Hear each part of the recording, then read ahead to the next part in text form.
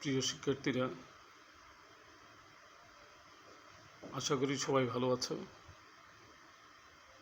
ক্লাসের শুরুতেই তোমাদেরকে অনেক অনেক শুভেচ্ছা। আমি মোস্তাফিজুর রহমান, প্রভাষক বাংলা, সরকারি ইকবাল মেমোরিয়াল কলেজ। আমাদের আজকের পাঠ একাদশ ও দ্বাদশ শ্রেণীর বাংলা কবিতা থেকে আমি কিংবদন্তির কথা বলছি। কবি আবু জাফর ওবায়দুল্লাহ।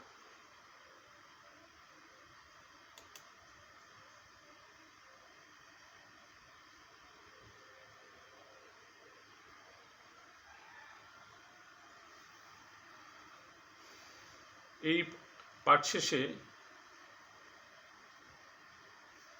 শিক্ষার্থীরা ধারণা করতে পারবে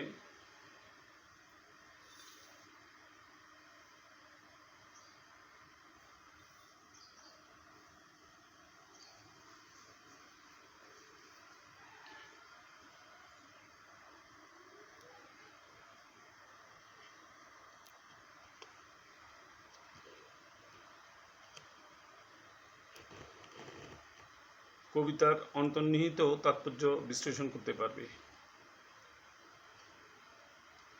আমাদের ঐতিহ্য সম্পর্কে বলতে পারবে, আবহমান বাংলার লোকায়ত জীবনের মাঝে নিজের অবস্থান চিহ্নিত করতে পারবে।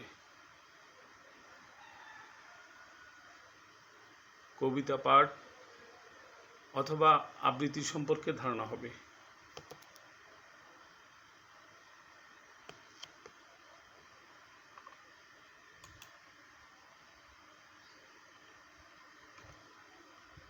কবি পরিচিতি।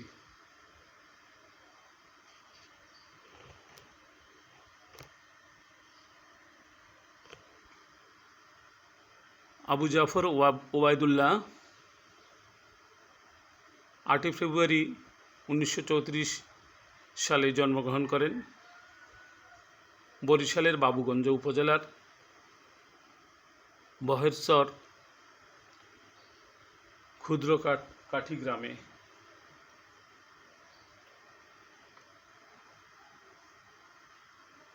কর্মজীবনে তিনি ঢাকা বিশ্ববিদ্যালয়তে অধ্যাপনা করেন, তারপর সিভিল সার্ভিস,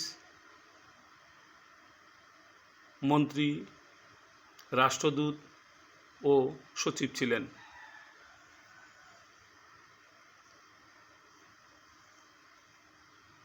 বিখ্যাত গ্রন্থ সাত নরীহার, কখনো রং কখনো সুর, কমলের চোখ, আমি কিংবদন্তির কথা বলছি,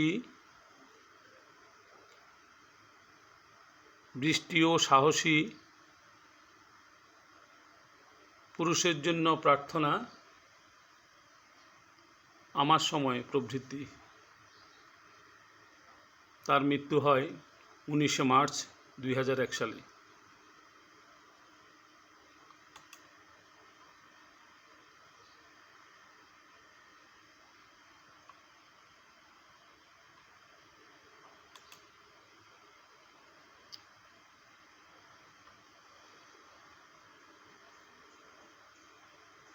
আমি কিংবদন্তির কথা বলছি,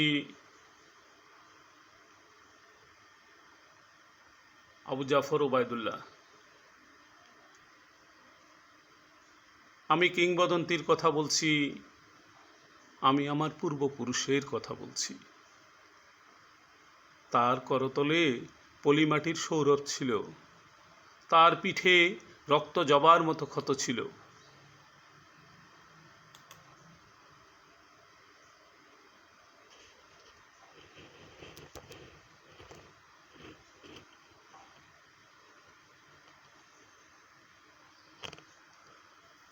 তিনি অতিক্রান্ত পাহাড়ের কথা বলতেন, অরণ্য এবং সাপদের কথা বলতেন, পতিত জমি আবাদের কথা বলতেন। তিনি কবি এবং কবিতার কথা বলতেন। জিহবায় উচ্চারিত প্রতিটি সত্য শব্দ কবিতা, কর্ষিত জমির প্রতিটি শস্য দানা কবিতা।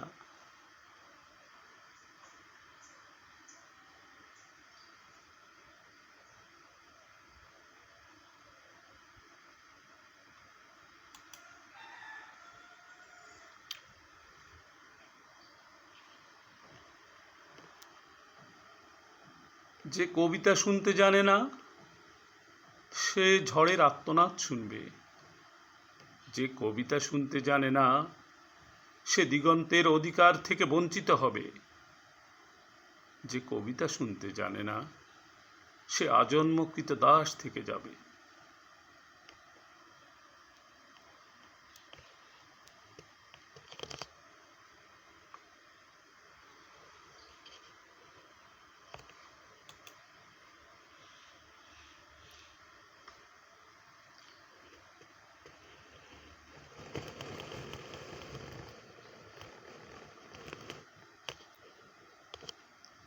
আমি উচ্চারিত সত্যের মতো স্বপ্নের কথা বলছি। উনুনের আগুনে আলোকিত একটি উজ্জ্বল জানালার কথা বলছি। আমি আমার মায়ের কথা বলছি। তিনি বলতেন, প্রবাহমান নদী যে সাঁতার দিতে জানে না তাকেও ভাসিয়ে রাখে।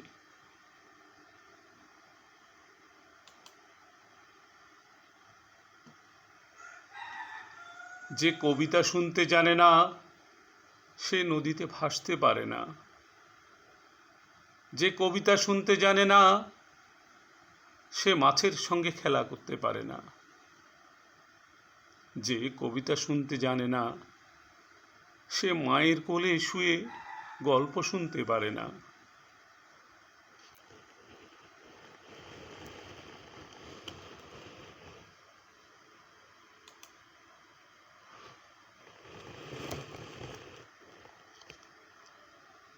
আমি কিংবদন্তির কথা বলছি। আমি আমার পূর্বপুরুষের কথা বলছি। আমি বিচলিত স্নেহের কথা বলছি, গর্ভবতী ভ্রূণের কথা বলছি।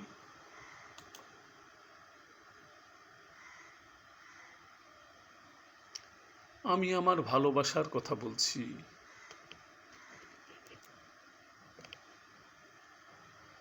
ভালোবাসা দিলে মা মরে যায়, যুদ্ধ আসে, ভালোবেসে মায়ের ছেলেরা চলে যায়। আমি আমার ভাইয়ের কথা বলছি। যে কবিতা শুনতে জানে না সে সন্তানের জন্য মরতে পারে না।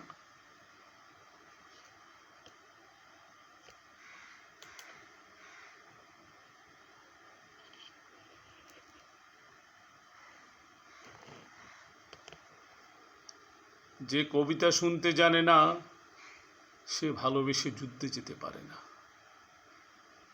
যে কবিতা শুনতে জানে না সে সূর্যকে হৃৎপিণ্ডে ধরে রাখতে পারে না। আমি কিংবদন্তির কথা বলছি। আমি আমার পূর্বপুরুষের কথা বলছি। তার পিঠে রক্ত জবার মতো ক্ষত ছিল, কারণ তিনি কৃতদাস ছিলেন।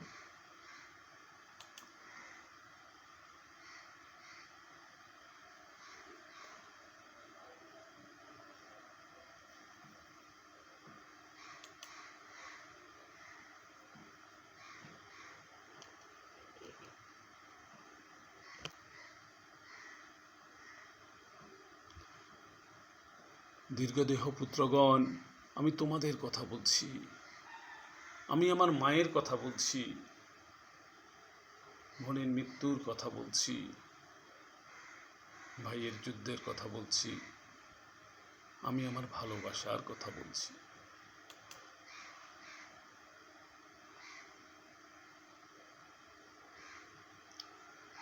আমি কবি এবং কবিতার কথা বলছি। সশস্ত্র সুন্দর অনিবার্য অভ্যুত্থান কবিতা, সুপুরুষ ভালোবাসার সুকণ্ঠ সঙ্গীত কবিতা, জিহবায় উচ্চারিত প্রতিটি মুক্ত শব্দ কবিতা, রক্ত জবার মতো প্রতিরোধের উচ্চারণ কবিতা।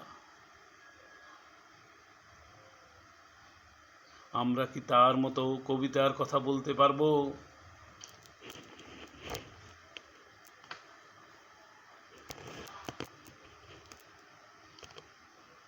আমরা কি তার মতো স্বাধীনতার কথা বলতে পারবো?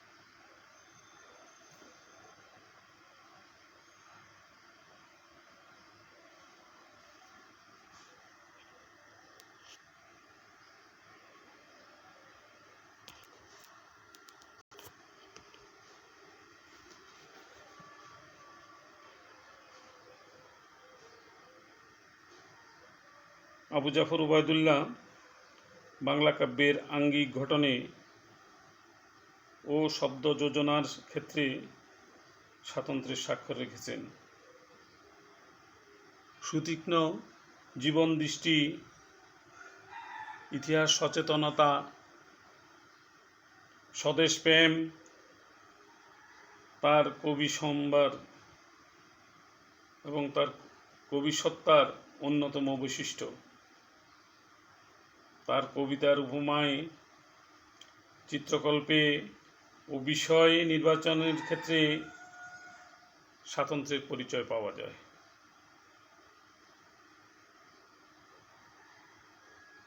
আমি কিংবদন্তির কথা বলছি, এটি তার জনপ্রিয় শ্রেষ্ঠ কবিতাগুলোর মধ্যে অন্যতম।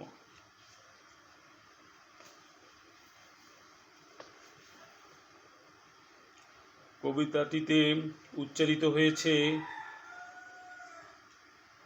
ঐতিহাস সচেতন,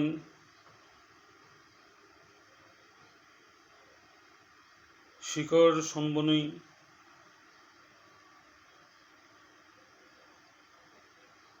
ধনী মানুষের সর্বাঙ্গীন মুক্তির দীপ্ত ঘোষণা করা হয়েছে। প্রকৃতপক্ষে রচনার প্রেক্ষাপটে আছে বাঙালি সংস্কৃতির হাজার বছরের ইতিহাস। এই জাতির সংগ্রাম, বিজয়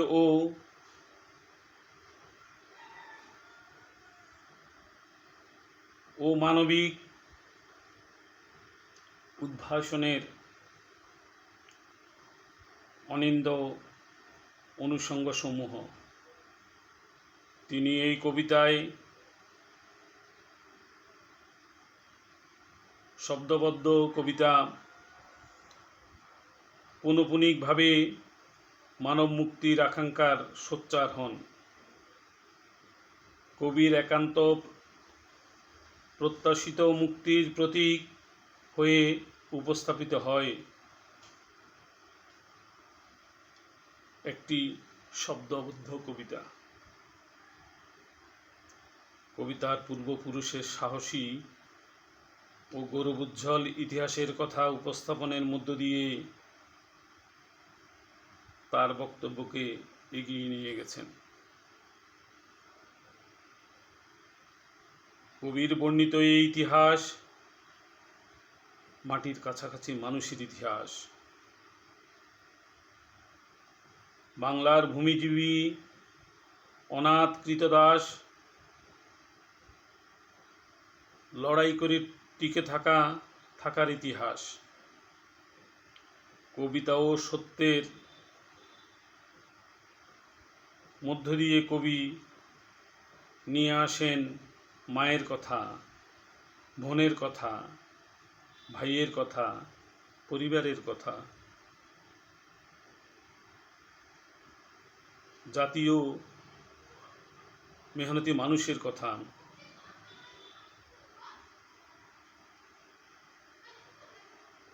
মুক্তিকামী মানুষের কথা। আর সেই যুদ্ধে পরিবার থেকে দূরে সরে যেতে হয়, ভালোবাসার জন্য আত্মীয় পরিজনদের মুক্ত করার জন্য তাদের ছেড়ে যেতে হয়। এই আমোঘ সত্য কবি জেনেছেন আমাদের এই স্বাধীনতা যুদ্ধের ইতিহাস থেকেই।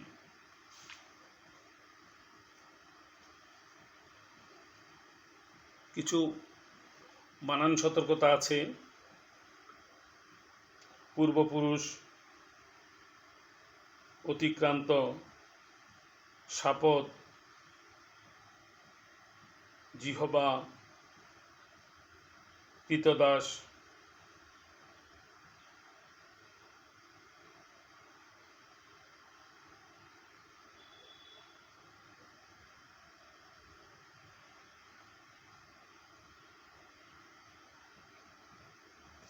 এখানে যে সকল বক্তব্যগুলো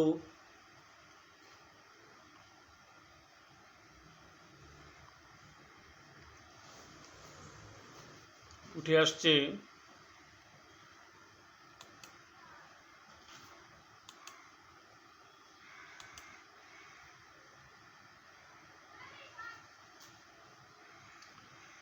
সেগুলো তার কবিতার মধ্যে দিয়ে পুরোপুরি সম্পূর্ণতা দান করেছে।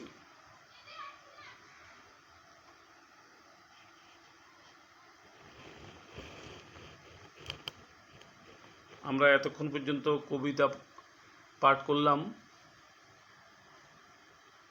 এবং তার সংক্ষিপ্ত সারটা শুনলাম এবং শব্দার্থ সম্পর্কে সংক্ষিপ্ত ধারণা নিলাম। এরপরে আমরা নিজেদেরকে নিজেরা একটু মূল্যায়ন করি। এখানে কবি কিংবদন্তি বলতে কি বুঝিয়েছেন, অর্থাৎ কিংবদন্তি অর্থ কি। এরপর এই কবিতায় কোন কোন ঐতিহ্যের কথা বলা হয়েছে।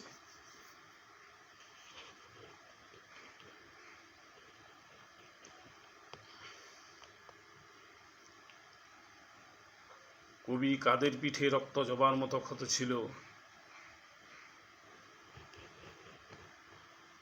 এই কথাটি বলেছেন।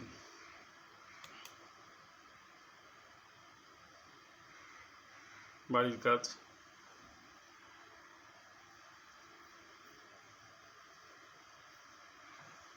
আমি কিংবদন্তির কথা বলছি, কবিতায় কোন বিষয়গুলোর কিংবদন্তিতার কথা উল্লেখ করা হয়েছে বুঝিয়ে লেখার চেষ্টা করবে।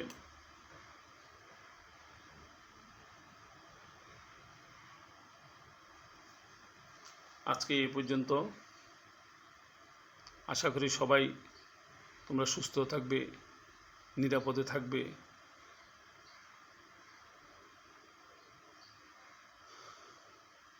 সবাইকে অসংখ্য ধন্যবাদ।